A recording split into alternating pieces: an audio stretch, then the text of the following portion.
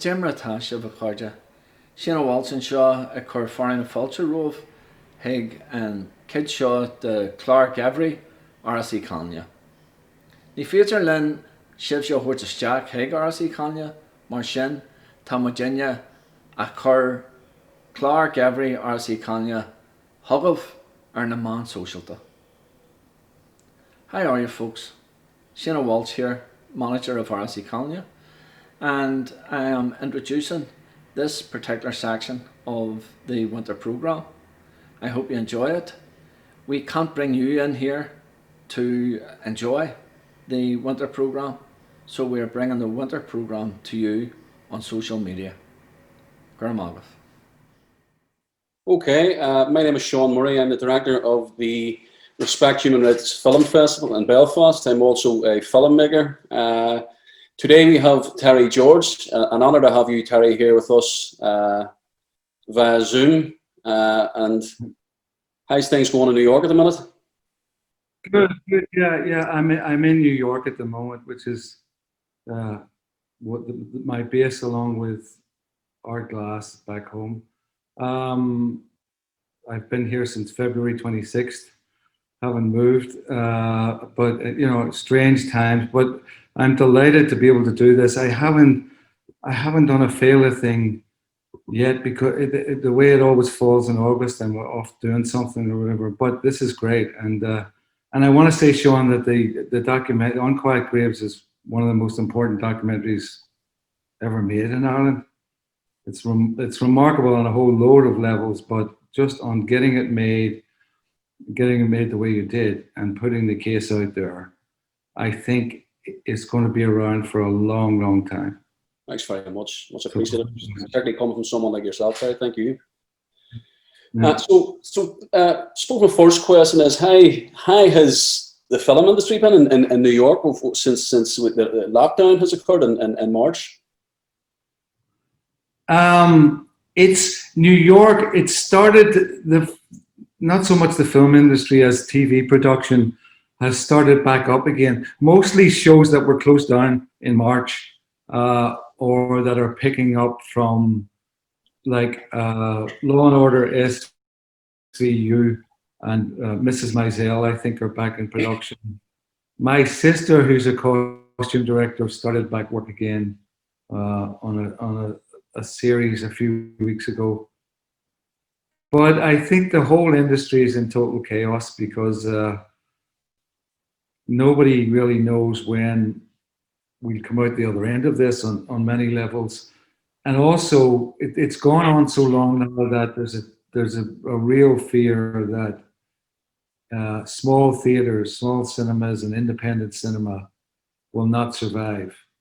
And if they don't survive, then independent film itself won't survive, because it won't have that audience to go out to that became the springboard. So we're in what I guess Hollywood would call an existential situation here, or a change that I guess the music industry was in 10, 15 years ago. Yeah, it's that's definitely reflected here. I see that the same also. You know, there's things starting to trickle along now, but then I'm hearing jobs right away stopping very quickly because, you know, one of the crew or cast have got COVID, you know. But it's going to be a long winter, I'd say. It's going to be a long winter, and given, you know, the flu combined with that, and where we come out the other end, and I mean, obviously, some people are going to write to this situation because it's quite unique. But I think that the reconfiguration of the whole industry is going to create shockwaves for a long time. Yeah. I'm just glad that the streaming services and YouTube and Vimeo and all have sort of filled the vacuum to some degree. And I think for the likes of Unquiet Graves, that's been great, because it's a way of accessing those important pieces of work. But at the same time, you're not going to get the cinema audience that you know, the 300 people in the dark room that we love so much could be becoming, that's heading towards being a dinosaur. Yeah. All right. Well, on a more positive note, let's begin by looking at your earlier life, Terry. You're a child of the market, I believe. Well, the Strand in the market, that deadly combination that was. I've made my first mistake.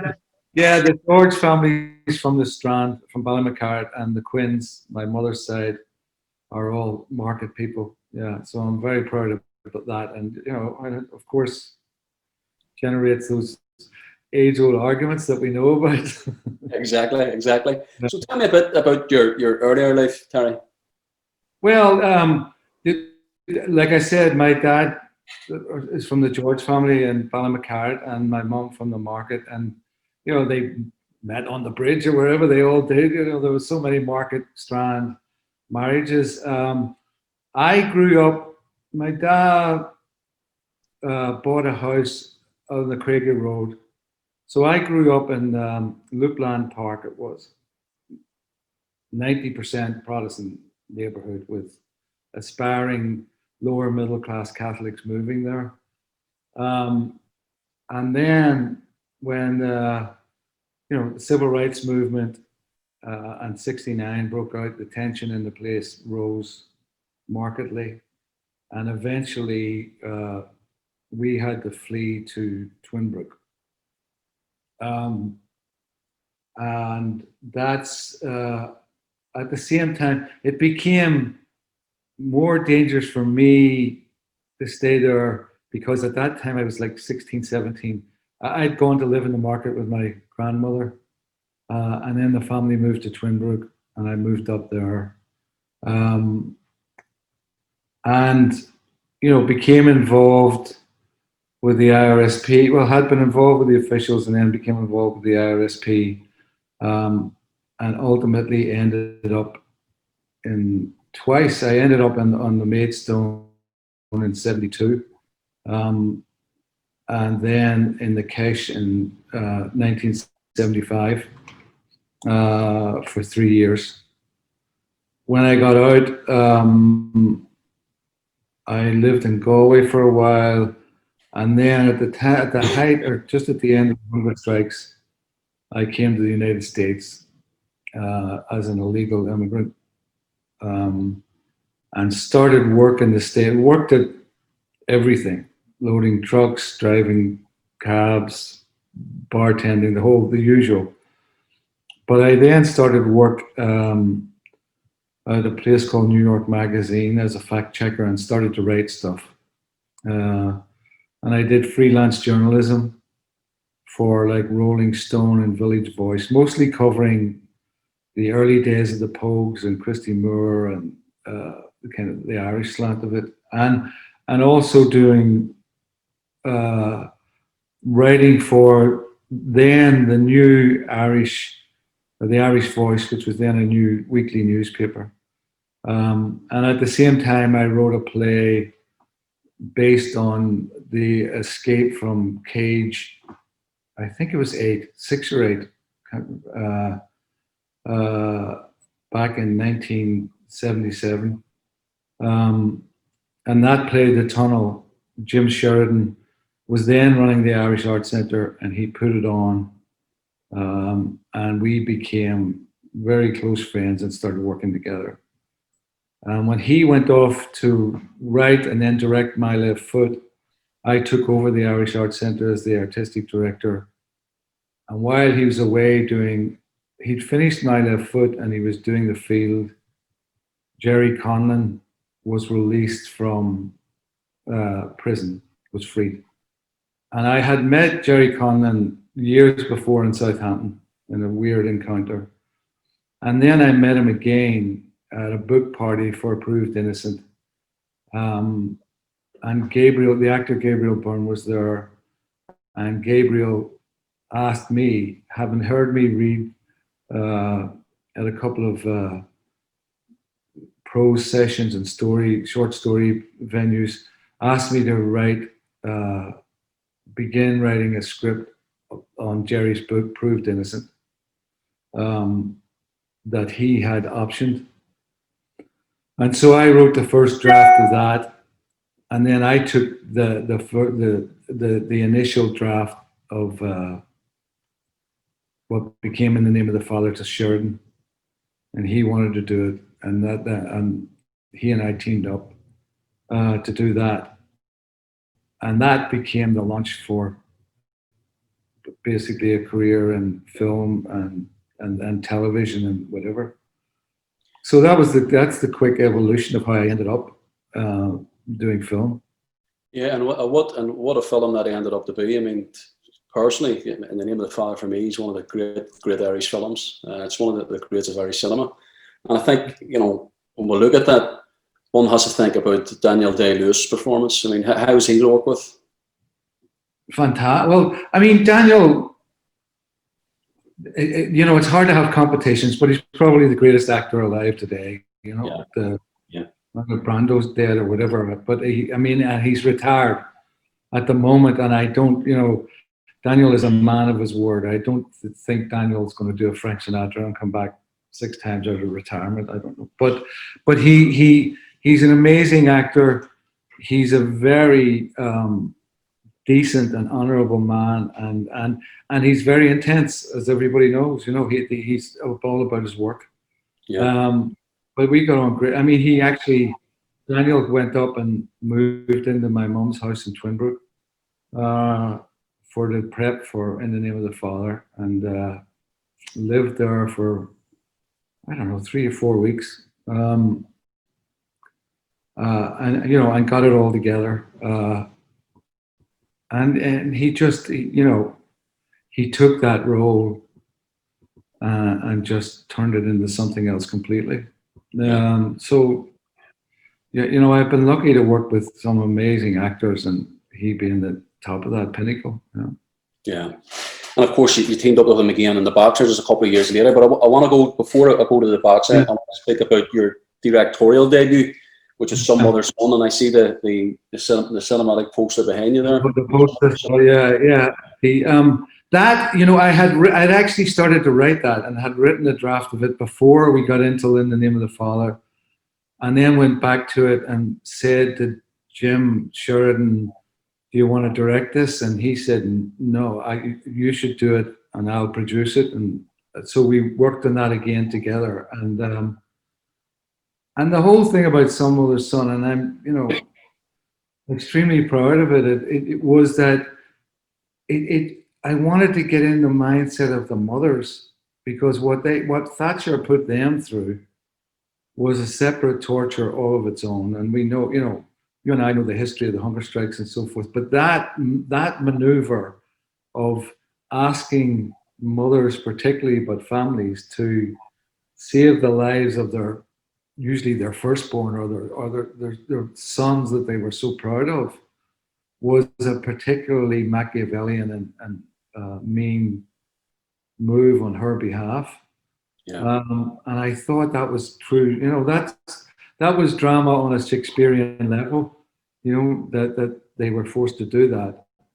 And I studied David Beresford's book a lot, and talked to some hunger strikers' families, and read a lot about it, so that I could capture that internal debate that was going on among the families and present that as the drama that it was. Yeah. So that was really important for me, and just to get the flavor of that time, which was so crazy and unique to us, and to try to capture the backroom kind of maneuvers that were going on between Thatcher's people and Cardinal O'Fee and Sinn Féin and the families themselves, that dynamic. Yeah. And I was blessed to get two, you know, Helen Mirren and Fionnuala Flanagan epitomized exactly what I was trying to get towards. Yeah, and I've done it so well. I mean, of all the films, it sticks out for me, particularly coming from that perspective, for sure. Yeah. You know, Both of them carried it amazingly. Yeah, they did. So moving on to The Boxer again, with Daniel Day-Lewis. How was that? It was. I mean, it's a very different film from what you've done before. I mean, of course, we're still dealing politically with, you know, the politics in the north. But how did you see that film differently? Well, you know, the three of them as a collection are a sort of are Jim and I's commentary on the Troubles to a degree. You know, we started off in the early '70s with the Conlins and the Guildford Four, and that whole trial trial for being Irish, into the hunger strikes, and then the ceasefire, and the script was written around Barry McGuigan's, at that time, you know, his career. It wasn't about McGuigan at all. It was just that notion. Jim had become friendly with McGuigan, and so had Daniel. And the Boxer kind of evolved out of that. And it was just it was more Jim's rumination on where we were with the Troubles, and in all three films we kind of divided it up between, you know, he'd handle family more and I'd handle the political situation. With the Boxer, it's kind of reverted a little bit, but that was you know, and I think the Boxer was the most fictional of the three. Yeah. In that, you know, it was a message movie, and the crossing the ceasefire line and all that stuff was kind of theoretical, you know. Yeah. I wrote it with Jim, and then we rewrote it, and then but on the actual shoot, I was in Thailand working on a movie called The Bright Shining Lie with HBO. Yes. So I actually wasn't there for the shoot of the whole shoot, which was pretty tough. You know, Daniel hurt his back badly, and it was a tough shoot. But I think the three of them say something about the evolution of the Troubles itself, you know? Yeah, no doubt. And if I look at you know, a lot of the films that have been made from the 70s and how Irish cinema basically changed, there's definitely, the three of them are definitely up there for me. They're definitely something that we all look towards when we're looking at Irish cinema. Moving on from those trilogy of films, I know that in 2002 you wrote Heart's War, but just getting past that, yeah. The epic Hotel Rwanda, how did you come to make Hotel? How did that come about? By then, that was the early 2000s. I was working on a TV show, The District, and so forth, or had just finished up on it. And I was looking, at that time, the Liberian Civil War was going on, and it had just spread a little bit into Sierra Leone. But nobody was paying, you know, nobody gave a shit about Africa. And I kept reading this stuff and saying, this is the most anarchic, crazy drama that was going on around West Africa then. And had expressed to agents that I worked with in Hollywood that I wanted to do something about Africa. And then my agent sent me a script written by a young, actually, video editor, a guy called Keir Pearson, that was set in Rwanda at the time of the genocide. And I read his script, and within the center of the script was the story of this hotel and this hotel manager. And I really took to that because I thought, here's the story. I always look for the ordinary man, you know, what John Lennon called the working class hero, the ordinary man or woman who takes on a cause that is much bigger than themselves and manages to then to find greatness in their struggle to overcome these forces against them, whether it was Jerry Conlon in prison, or the mothers in the hunger strike, or Paul Rusesabagina and Hotel Rwanda. I'm always looking for that, because for me that's the real value of cinema. Ordinary people, you know, triumphing against evil, as we saw in your documentary with the families and so forth. That never get that for me is heroic. And if you look down through history, you know, whether it's Oskar Schindler or Death Crying in the Killing Fields, or the Jack Lemmon character in Missing, that for me always strikes a chord. So when I then went to Belgium and met Paul, Paul Rusesabagina,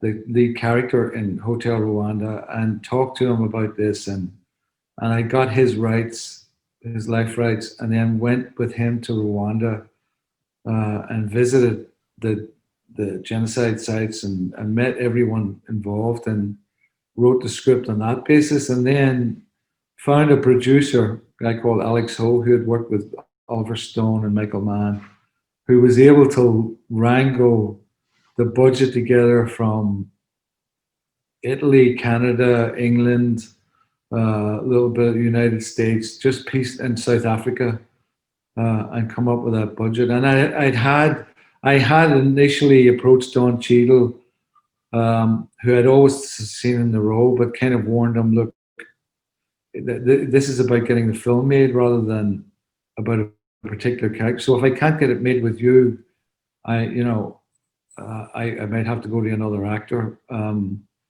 I tried Denzel, and then Cuba Gooding wanted to do it, but luckily I was able to get United Artists to back Cheadle in the lead and go for it. And that was it. Yeah. What a lead he was in the film. I mean, with these films, and see it in Hotel Rwanda, there comes an immense responsibility in charting and archiving a time in history, particularly when we're dealing with something so traumatic like the Rwandan genocide. And we were speaking earlier about there was news of something that's happened over this last number of weeks. So this is not just about an episode that has happened in the 2000s. This is something very current also. Yeah, well, what's happened lately is, and this has been going on for years, after Hotel Rwanda, when it came out, and I talked to Paul Rusesabagina about the politics within Rwanda itself, and he was not a big fan of President Kagame, the current leader of Rwanda, and the guy who had liberated Rwanda from the Hutu genocideers. He had led the RPF, the Tutsi army that came in and defeated the Hutu genocide perpetrators.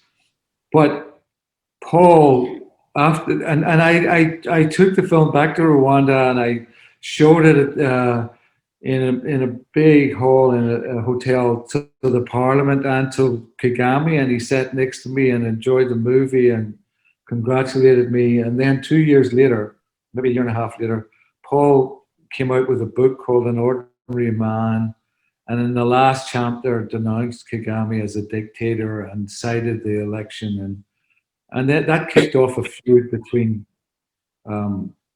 Paul and Kagame. Now, I knew Paul was in opposition to him, but I didn't.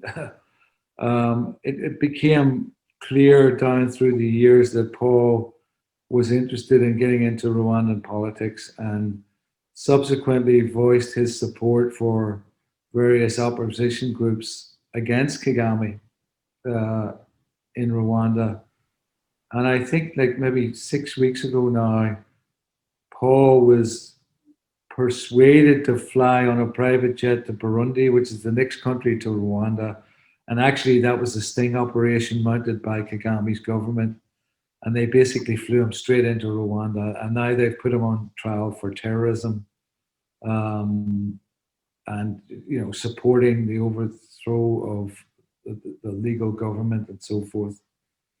So it's a strange situation to be in that the New York Times described Paul as the most famous Rwandan because of the movie. And that's probably true. And that's also most probably the reason that President Kagame is after him, particularly, because he's not very given to any dissent whatsoever in Rwanda. So you're in this strange position of, having made someone famous, and then that fame has a really negative impact on their life. And I mentioned to you earlier, Seán, that I felt that the same thing had happened to a degree with Jerry Conlon. Yeah. That it kind of, after In the Name of the Father came out, and he was pretty famous in Britain and went on a kind of spiral that Jerry admitted himself of drugs and abuse, and it took him 10 years to take himself out of that almost. Yeah. Bills, and I mean, obviously the 15 years in prison is what caused him to have this mental collapse and to be in this state. But the fame and the movie didn't help on that level. Yeah. It certainly helped. It helped the cause, and it may have contributed to the turmoil within his life at the same time. Yeah. Yeah. So yeah, films, of course, critically acclaimed. Both were nominated for Academy Awards. Yeah. Yeah. They both were hugely successful, and therein, lies the dilemma. What do you do at certain part? Because I mean, Daniel was fantastic in the role, but let's be honest, Daniel was not Jerry Conlon that we knew from Belfast in '72, Yeah. and Don Cheadle was not Paul Rusesabagina. He made a good imitation of him, but that within that, you transfix people or move them in. And Oscar Schindler was not Liam Neeson either.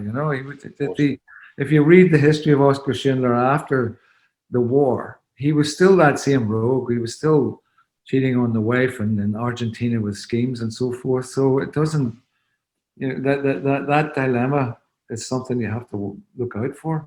Yeah. So moving forward, sticking with the theme of genocide and bringing us to The Promise, which you had been working with Christian Bale, isn't that correct?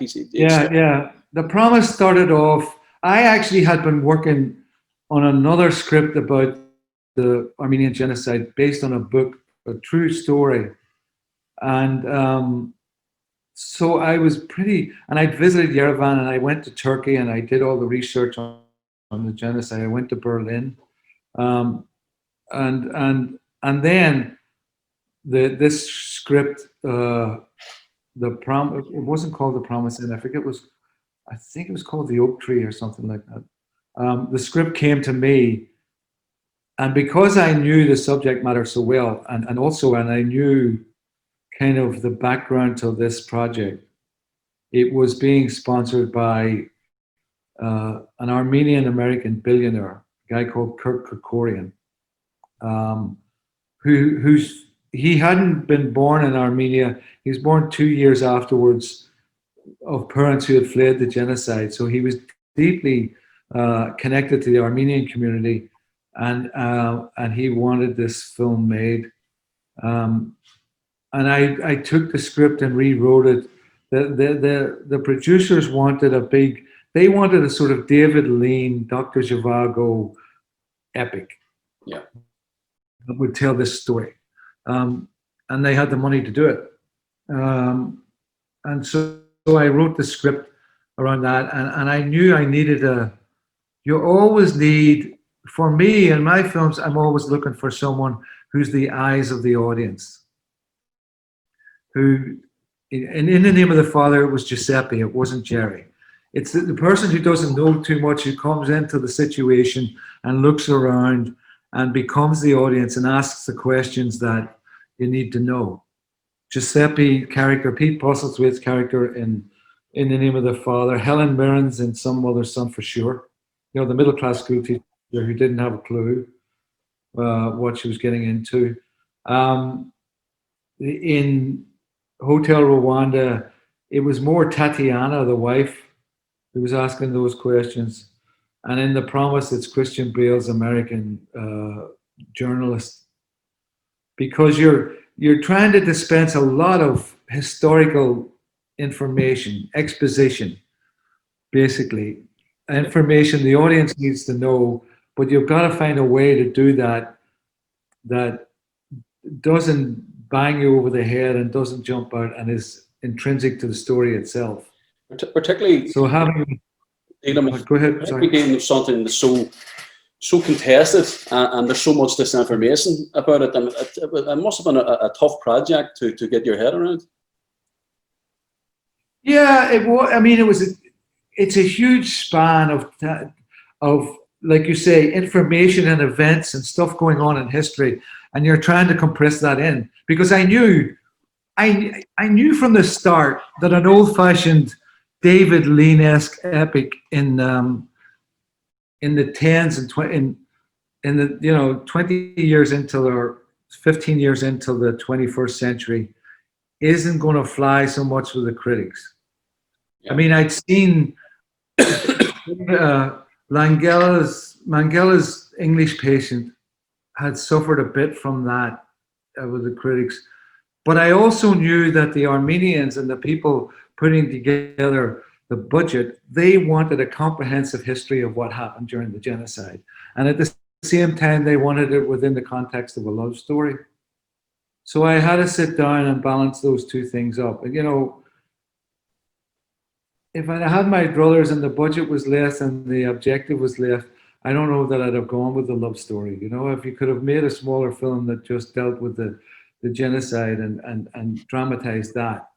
But we were trying to figure, how do we get an audience who doesn't have any interest in this subject whatsoever to universal appeal? Yeah, exactly.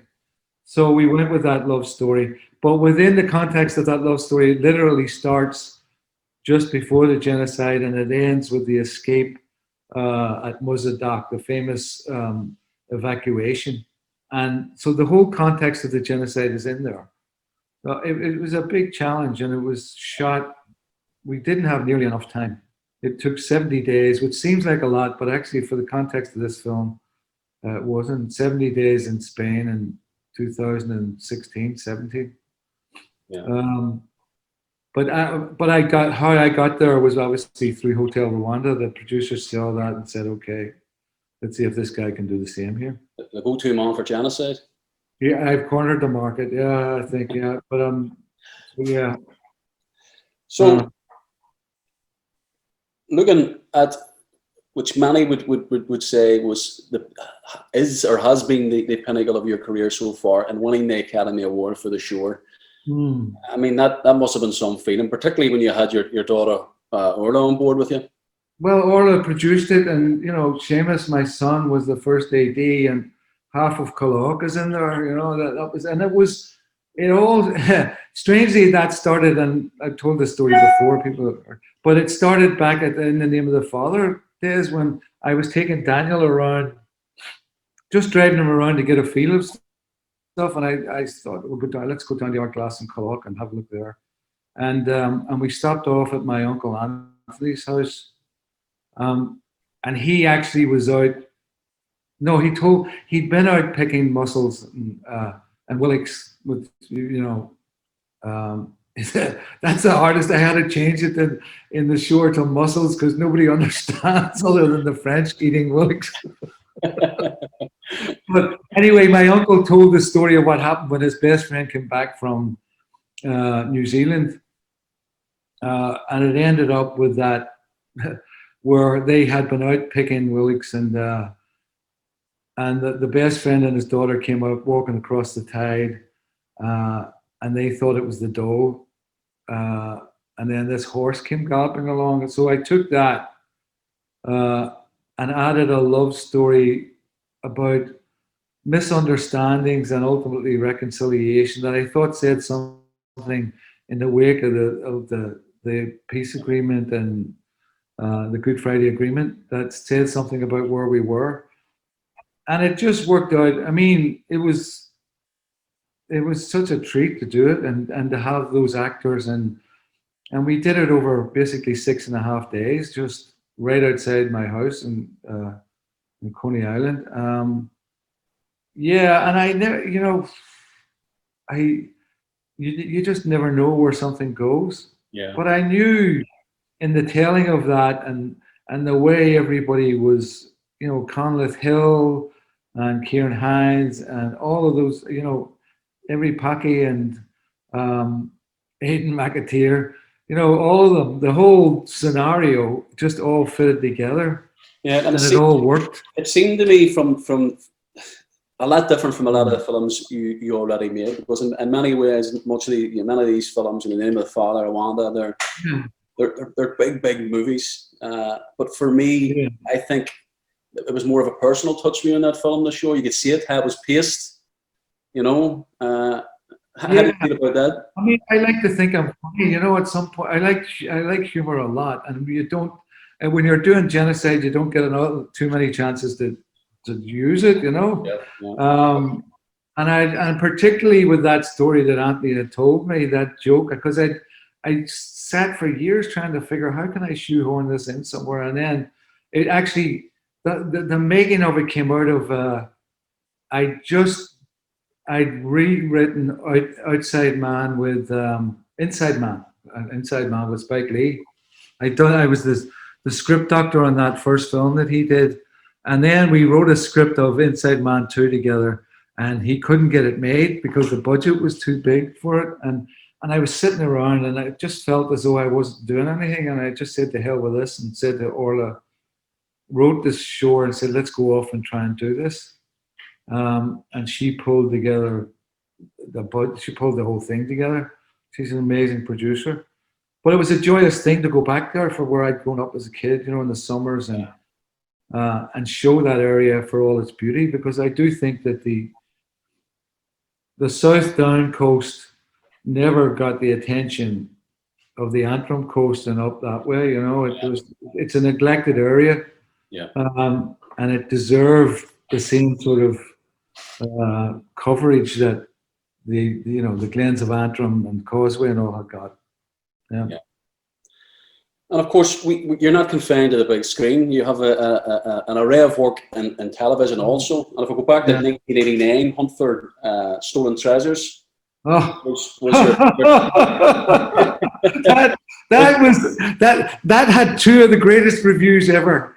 The first one was in Variety.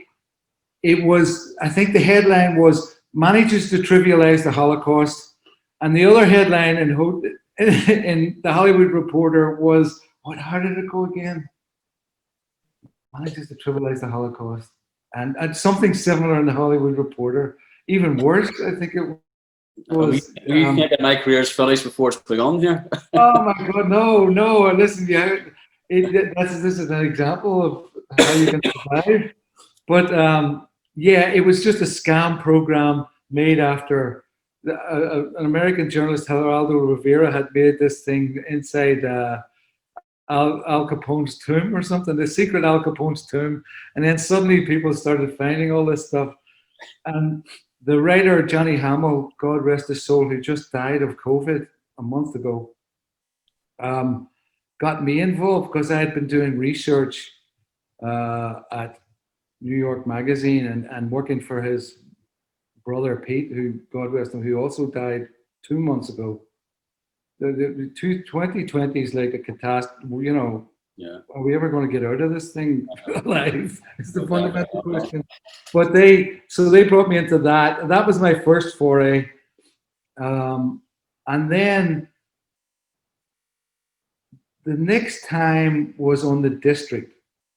Which Bright Shiny Lie you had before The District. I did, you're right. Yes. Bright Shiny Lie came out of HB, came out of Some Mother's Son and In the Name of the Father. I got offered that script and that book and went off to Thailand to do that, which was crazy. It was like the whole Vietnam War again in 30 days, shooting it, you know, literally from the start, from the American arrival to the American departure. And we had everything in there. The Burning Monk, the Tet Offensive, the bombing of Khe Sanh.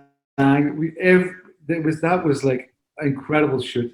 It was basically every night at 5 o'clock, you'd just say go, and all these helicopters would go up and tanks be coming because you're running out of light, and that was it. It was mad. Everybody that was on that shoot said it was the maddest shoot and one of the funniest and best. But yeah, The District was 81 episodes. It ran for a long time, but I was only on it for the first year. I didn't get along with the lead actor. Probably the only time ever. But it was basically based on my friend Jack Maple, who was the Deputy Commissioner of Police in New York. And Jack Maple was the guy who literally transformed policing in America. he invented a system called Comstat. And he'd been working for Bill Bratton, who was the police commissioner, who'd been hired by Rudy Giuliani.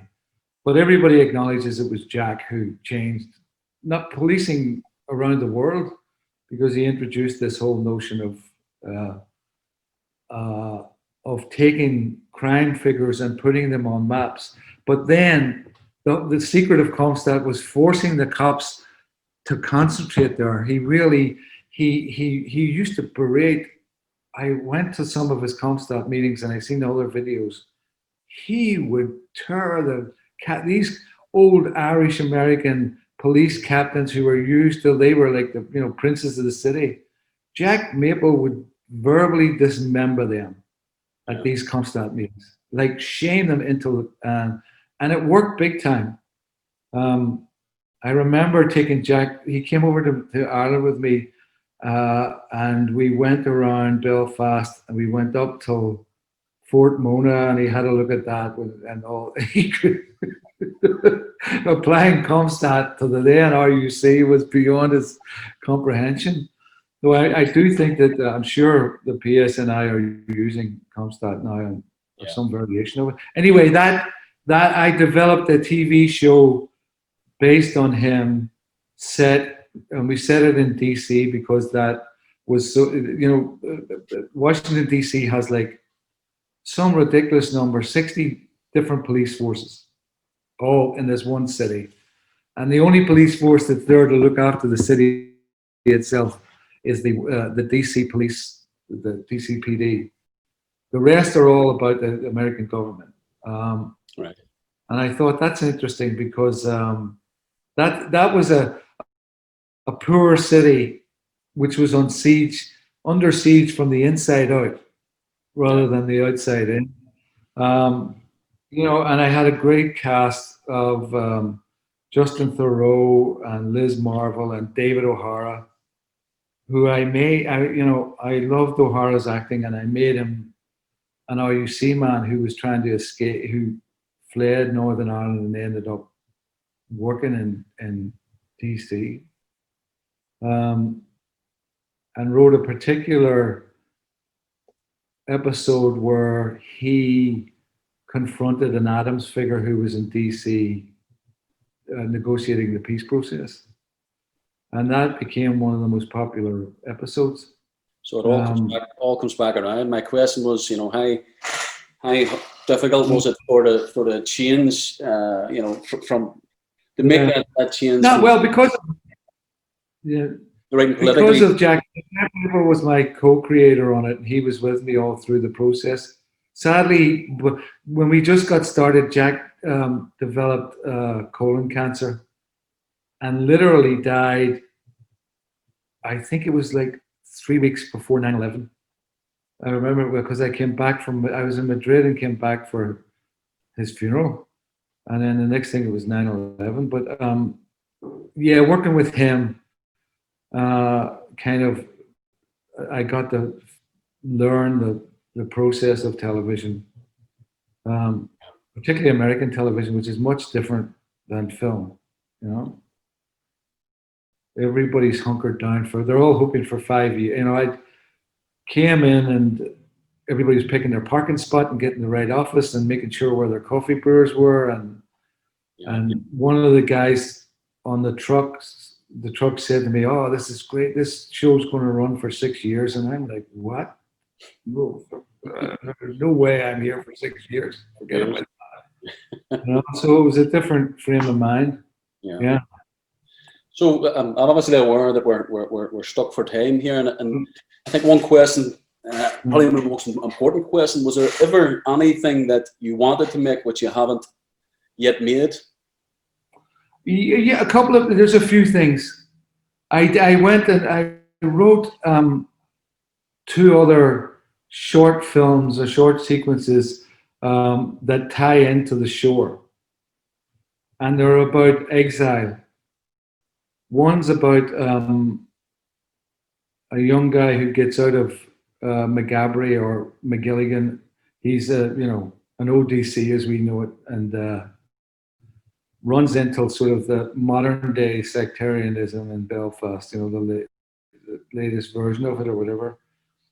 And then I did another short about two Sinn Féin leaders going to watch a soccer match in Italy, in Naples, and running into Scap. And it all weaves into the shore, because I wanted to tell these stories, and I wanted the shore to come back as the end of a film, you know. So I've been trying to get that. I was in the process of scouting out in Italy last year, literally when the COVID hit.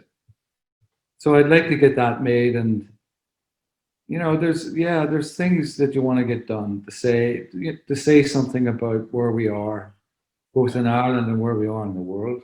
Yeah, and you've done that very well so far. What's it? You've done that very, very well so far. Yeah, but there's still a lot to be said. You know, I'm sure you're busy on several projects, and you know, and it's a strange time, but it's an exciting time as well. You know, my daughter directed. She did a film back down in Coney Island last winter called "Stranger with a Camera," which is the total antithesis of the shore. It's like Killock has become the village of the damned or something. But it worked and it's great. But it's just her perspective, how she took it and flipped it, and I'm like, oh God, this. But she was amazing, and we shot it in January and February, and then she's editing it now. But the whole COVID thing again has sort of put everything out of balance, as we know. Our world is different. But listen, I'm delighted. Yeah, it's great to do this, and I want to do more with, you know, get home more and do more with the local film community and with Michelle at the film festival. And you know, and I think with the COVID thing has sort of, even though I'm stuck over here, has made me appreciate more the ability to get back home and do work there, you know, because I do. I love it, you know. It's always great to see you here, Terry, and I think we'll end with saying it's been an honour, and we hope to see you here in Belfast as soon as possible again, you and your family. Like, Seán, yeah, let's do this, and you know, wherever at the Felons, where I can claim my membership card again. All right, thank you again, and we'll see you soon. Yeah, bye.